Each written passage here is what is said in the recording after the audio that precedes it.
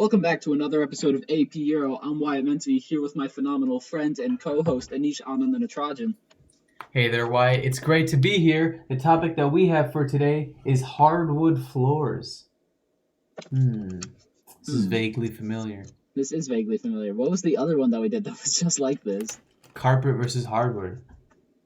Oh, man. Well, I mean, this is basically... Last time, this was as if the fairness doctrine was implemented, where we had to hear both sides. This time, we're going to be very biased. Hardwood floors. Tell me everything.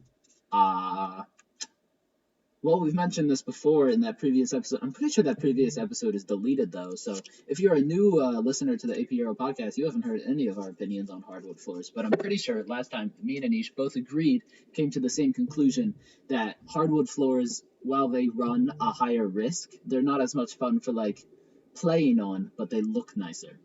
Well, actually, now I disagree because you can slide very easily on hardwood floors. I do that all the time. If you're playing that, you probably have a higher risk of falling down. I'm not going to fall. That's exactly what you said the last time we did this. And I still haven't fell, so I mean... Okay, but proof of concept. I just feel safer playing on carpet than I do playing on hardwood. Wait, what happened with your audio? I don't know. I just said I feel safe. You spaced out. I feel safer playing on a carpet than I do on hardwood. We'll just manage. Well, maybe you should be a big boy. I don't know what to say. No, but hardwood doesn't even look like it should be played on. It looks like something that's like a very formal type of floor. Just slide around. It's pretty fun. I could slide for hours, boy. Hardwood floor is meant to be that is where you greet guests in your front hall, and it's where you I don't know, carry around books to go study. What? I don't know. I feel like UPenn probably has hardwood floors in their classrooms. In some of them. At least one. I don't understand. Bro, you can't... So, what? Is soft floors or carpet floors just, immature? Yeah. Really? Yeah. Well, I have soft floors in my room. I have soft floors in my room, too. I'm a very silly boy. Well, I'm very serious, so... Maybe you should get hardwood floors. Wouldn't it feel more serious? As you said before, what are you going to do? Fall? No, Aneesh doesn't fall. Okay, but they're also expensive. It's not like I'm going to be like, all right, time to change my personality. Let me get some hardwood floors to prove it. All right, that wasn't, I was saying without money as a Oh, so money is no object to you. Not to me, just in this hypothetical situation.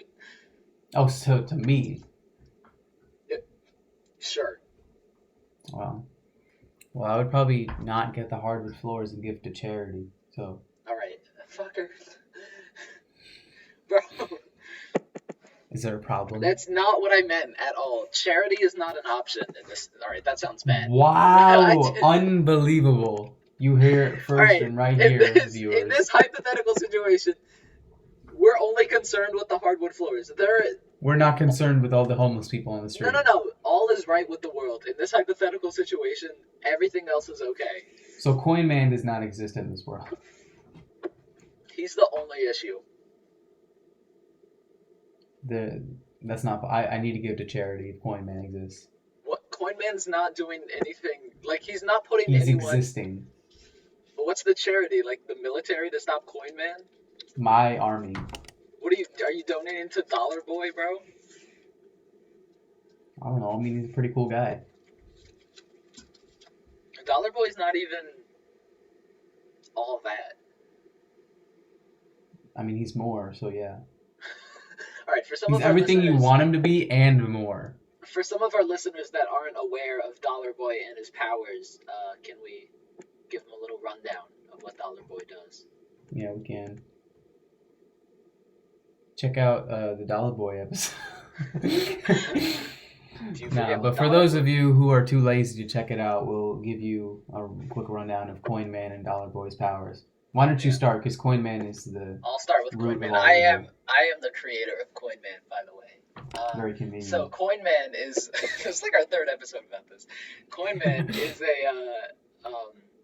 a superhero. Well, he's a super-powered person that has the ability, when he touches a coin, he can go back in time to when that coin was made and the location that it is from. So say he broke into a museum and found a coin from ancient Egypt, he would go back to the time period of ancient Egypt and he would be in Egypt. Mm-hmm. All right, and Dollar Boy, a very virtuous and righteous man, he tries to stop Coin Man from committing all these crimes because Coin Man breaks into museums and steals from the homeless and the poor to try and get their spare change, which he clearly needs to go on his adventures into Egypt. And what does Dollar Boy do with his powers? What are his powers? So what Dollar Boy does is he has a dollar, okay, and then I gotta remember this. Dollar Boy goes however many years that the dollar was made into the future. So if the dollar was made 300 years ago, he goes 300 years into the future. Exactly. Now, the only problem with Dollar Boy, one of the reasons why he's weak and pathetic... I'm not done yet. Oh, I'm sorry. I am the creator of Dollar Boy. Now, as I was saying, Dollar Boy is weak and pathetic because dollar bills don't last that long, or just paper money doesn't last that long in general. What's the oldest paper money that you find? That I find? That I don't know.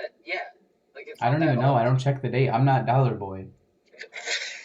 You can't go back to like ancient Greece with $1 because they didn't have dollars back then. Well, I don't need to go back to ancient Greece to stop you. What if I'm in ancient Greece? Well, I'll just see you in the present. You're just gonna wait for me to come back? Well, sure. It'll be a second for me. See, that's the issue with Dollar Boy. He spends a lot of his time just slacking, waiting around. He's not waiting. It's literally instantaneous. No. Because say I go back, Coin Man goes back to ancient Greece, and then so he left in, let's say, 2010, goes to ancient Greece. Dollar Boy's like, oh, I'll just wait for him to come back. It'll be any second now. But then he has a coin from, I guess he wouldn't have a coin from 2015. He wouldn't have a coin from the future. Never mind, I take it back. But not. And that is why Dollar Boy is supreme, is that he does not rely on such weak mechanics. Dollar Boy's lazy. He doesn't. His name is Dollar Boy, not Lazy Boy. Lazy Boy's gonna sponsor us one day. Dollar Boy is active. He's not proactive. Okay, well, he's also better, so, like, whatever. No, he's not better. All right, we're going to post out a Twitter poll again about Dollar Boy and Coin Man, and this one, it's not going to be about who would win in a fight. It's just going to be who's the fan favorite. Who do people like better? Favorite? Last time we got 150 votes, and it was a complete split dead tie. Between Dollar Man and Coin Boy. This time we hope you somehow managed to flip the names. Coin Man and Dollar Boy. This time we hope to get a split of 150 million votes. And if we don't have it, we're stopping. Dollar Boy and Coin Man will come together just to destroy all of Twitter. They're going to join forces to destroy Twitter. And we will, we'll figure it out what we'll do from there. I'm sure that'll be a heck of a podcast episode the next week after. One of the goals of AP Euro, actually, and we haven't told anybody about this, is that... Including me. I don't even know this. we want to get sponsored by Lazy Boy to attract attention from Marvel Cinematic Studios to try to get the idea of Coin Man and Dollar Boy onto the big screen. We think they'd make an excellent that is a good idea. Yeah, I'm glad you looped me in on this live on the air. Yeah. Definitely. I was actually going to say DC instead. Well, I think they'd be overpowered in DC. I think they could take on anybody in DC. Well, I mean, universe. Are you saying that Marvel is more powerful than DC? Is this the cinematic universe? Because then I'll probably agree with you. Yeah, the cinematic universe, not. Yeah, the DC cinematic universe is terrible, but the TV shows are pretty good. Oh yeah. The TV shows are good. But I think Coin Man could wipe the floor with Captain America. Well, bruh, that's because Captain America is like 90 years old now. Oh, alright, but like Captain America... Wow, congratulations. Once again, Coin Man has proved that he can be an old man. He's probably going to take his change too. Poor Captain America. Captain America in his prime, he could be easy. In his prime? Yeah. That's nothing special.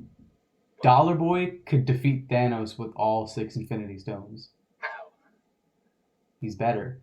He's physically stronger. He's physically stronger? I don't He's think physically stronger. I don't think that was part of Dollar Boy's superpowers. Okay, but he has a lot of time to work out. He's proactive more than you think. So, all right. So even with like the Power Stone or whatever, the one that makes Thanos super strong, Dollar Boy is just like, sorry, man, I lift, and then just, like stops it. You know that scene where never mind. I don't want to spoil anything. But I'm just gonna say the scene from the first Kung Fu Panda movie where Po is I almost said Kung Fu Panda where Po is doing something with that other guy who I will not name, and they are doing an action that is violent, and then eventually the other guy is like, ooh, but Po does a thing, and then he defeats the other guy.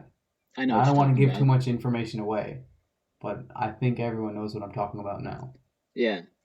What does that have to do with anything? That's what would happen with Dollar Boy and Thanos. Dollar Boy just has some like magic power that he can just. Not magic. It's not magic. It's sheer strength.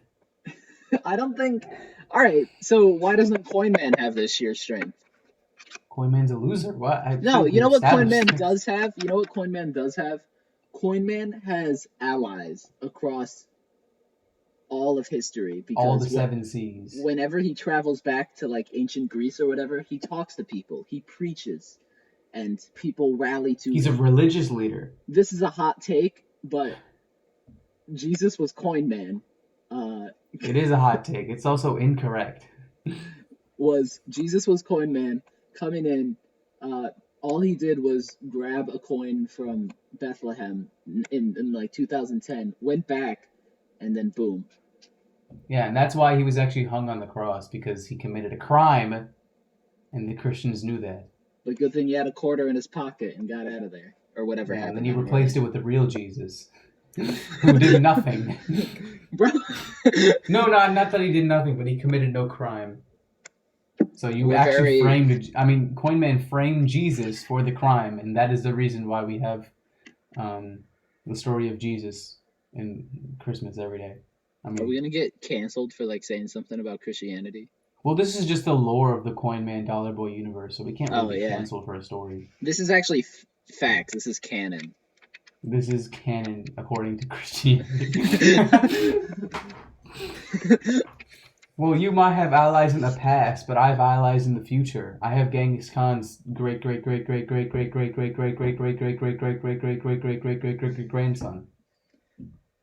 What about like? Why didn't you just say like, I don't know, a cyborg or something? Well, he is a cyborg. Okay, but I have Genghis Khan. A cyborg versus Genghis Khan? Who's gonna win? Well, it's his grandfather, so if you kill Genghis Khan, then your cyborg's dead. No. Yes. According to the theory that I'm trying to develop, which thank that you so you're much trying for to develop? Bro. Yeah, it's not like I'm just chilling around. So according to something that I'm trying to think about is whether or not no one cares about this. Whatever. No.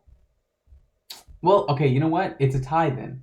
Dollar Boy's army, the cyborg, defeats Genghis Khan, but since Genghis Khan is his grandfather, neither of them exist anymore. And that's part of the image we wanted with Dollar Boy and Coin Man, the imagery of good versus evil, and how one can never beat the other, one cannot exist without the other. It's a constant battle. It's like that poster that's like there's 2 wolves fighting inside of you. The one that wins is the one you feed. But in this scenario, if you feed the other one gets fed too. And the special reason, like yin and yang. More like yin and yang than what I was saying. Not yin and yang, yin and yang. More like what my phenomenal co-host said, rather than my wolf thing. No, I like your wolf analogy. I feel like it's more accurate. My wolf analogy is from the basement of this church where I had my Boy Scout meetings at. There was 2 wolves that you had to feed? Well, no, it was a poster, Aneesh. You had to feed 2 posters? Yeah. That's cool. Wow. And the one that won is the one that we fed. Are they real? The posters? The wolves? No, the wolves are on the posters. Oh, okay. The poster is real, but we didn't feed the poster. Interesting. Wow.